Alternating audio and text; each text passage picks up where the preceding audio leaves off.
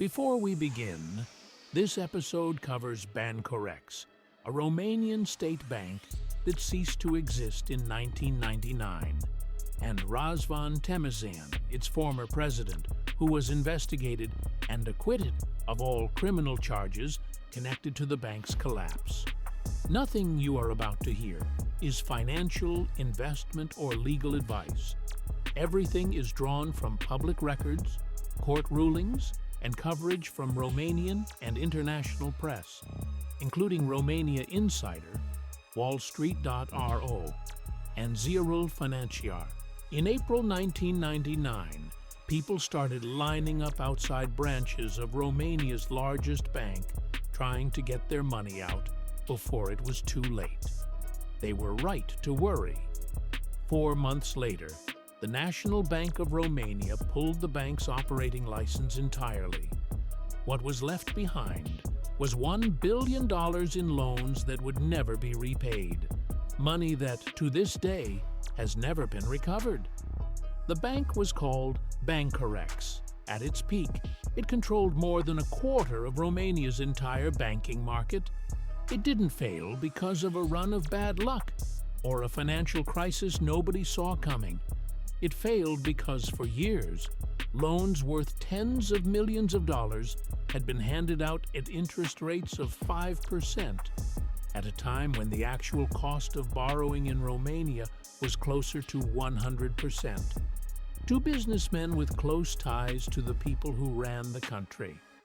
The government ended up absorbing $1.5 billion of Bancorex's losses directly into public debt. That's 4.5% of Romania's entire GDP that year, covered by taxpayers for loans that mostly never came back.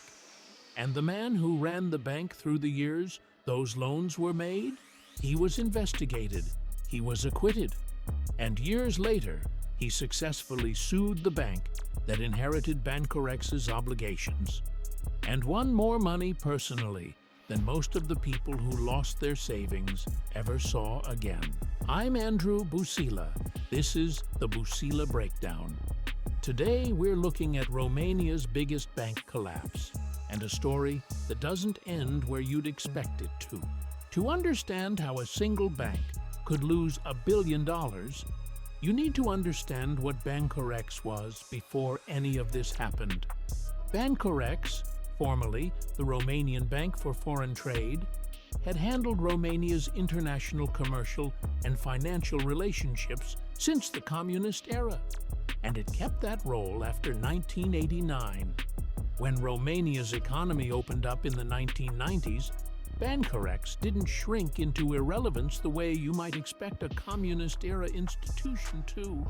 It grew. By the mid-1990s, it was the largest bank in the country, holding more than a quarter of the entire banking market, bigger than any of its competitors, state-owned or private. That size mattered because Romania in the 1990s was a specific kind of environment, a state economy transitioning to a market economy with a small number of people newly positioned to control enormous amounts of capital, minimal regulatory oversight, and hyperinflation that made ordinary lending math almost meaningless. Interest rates on legitimate commercial credit ran close to 100% a year. In that environment, access to a loan at anywhere near a normal rate wasn't just an advantage. It was closer to free money. Bancorex had that money to lend, and it was the largest bank in a country where the line between the state and private business was still being drawn in real time. Razvan Temesyan became the bank's president in 1992 and ran it for 5 years, until he was removed from the position in March 1997 following a decision by the bank's shareholders. During those 5 years, Bancorex became known for something specific, a pattern of loans granted at interest rates far below market to firms controlled by businessmen with direct personal ties to the political leadership of the time and, according to later reporting, to people connected to Romania's intelligence services as well. One political research group later estimated that roughly 5,000 people connected to the ruling party of the era benefited from preferential credit worth more than $70 million at rates as low as 5%, while everyone else was borrowing at rates 20 times higher. That's the mechanism. Now let's look at what it actually cost. Here's the part that makes Bancorex different from an ordinary bad loan scandal. The loans weren't just risky. Most of them were never designed to be repaid in any meaningful sense. Recipients were, in many cases, newly formed companies with no operating history and no real collateral behind the loan. The businessmen receiving this financing became some of the wealthiest people in post-communist Romania, a new class of politically connected entrepreneurs that Romanian media at the time nicknamed, bluntly, the new rich of the transition. Some of the money went into real businesses. A significant amount simply vanished into personal wealth, offshore accounts, and assets that were never traced back to the bank. By the time regulators and later investigators went looking, Bancorex's loan book told the story on its own. 85 to 90% of the bank's assets were classified as non-performing, meaning almost none of what the bank had lent out was coming back. The bank had already needed a $600 million recapitalization from the state in 1997 just to stay solvent. It wasn't enough. This is worth pausing on because it's easy to hear non-performing loans and think of it as a technical accounting phrase. It wasn't abstract. It was the actual value of Romania's largest bank. Money belonging to ordinary depositors, to businesses that used Bancorex for real commercial transactions, to the state itself as majority shareholder, being extended to a small, politically connected circle at rates that guaranteed the state would eventually have to absorb the loss. By early 1999, the numbers had become impossible to hide any further, and that's when the bank run started. In April 1999, depositors lined up to withdraw their money from Bancorex, the moment where a banking problem stops being a balance sheet issue and becomes a public one. The World Bank, which was involved in Romania's broader economic reform program at the time, pushed for a decisive resolution rather than another temporary patch. The state chose liquidation. On June 27, 1999, a newly created agency for banking asset recovery took over Bancorex's bad loan files, 1,022 of them, to try to recover whatever could still be recovered from that pool of politically connected, mostly unrepaid debt. Separately, through emergency government ordinances issued that summer, Bancorex's actual payment obligations, the money it owed to depositors and legitimate creditors, were transferred to Banca Comercială Română, the country's other major state bank, in exchange for state securities. On July 31, 1999, the National Bank of Romania formally withdrew Bancorex's operating license. The bank that once held more than a quarter of Romania's banking market stopped existing, folded into BCR through an absorption process that Romanian financial media at the time called, without much exaggeration, the biggest banking collapse the country had seen since the fall of communism.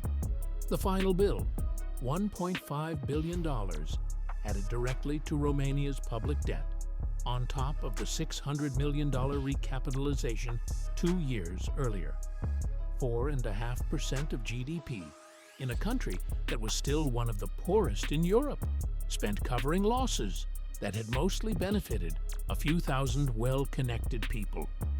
The $1 billion in bad loans was never recovered. To this day, most of it never has been. That would be a complete story on its own.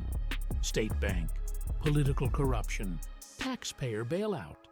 But Bancorex has one more chapter, and it's the one that actually explains why this case still comes up in Romanian financial journalism today. Răzvan Temișan, the president who ran Bancorex through the years those preferential loans were made, was removed from the bank in March 1997, 2 years before the actual collapse. After Bancorex went under in 1999, he was charged in several criminal cases connected to the bankruptcy.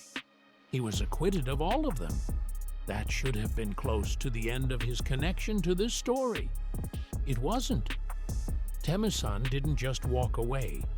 He went to court against BCR, the bank that had absorbed Bancorex's obligations, arguing that his 1997 termination had been unlawful. And he won. Twice.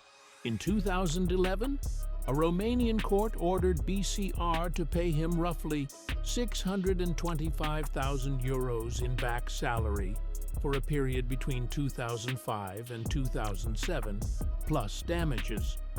In 2014, a second ruling went even further. The Bucharest court decided BCR owed him compensation calculated as if he'd continued holding an equivalent top management position for more than 5 years.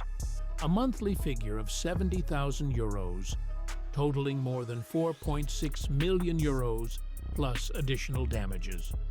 Altogether, more than 4.7 million euros from the bank connected to the very collapse his name is permanently attached to in Romanian media, which still nicknames him unofficially Bancorex's Undertaker.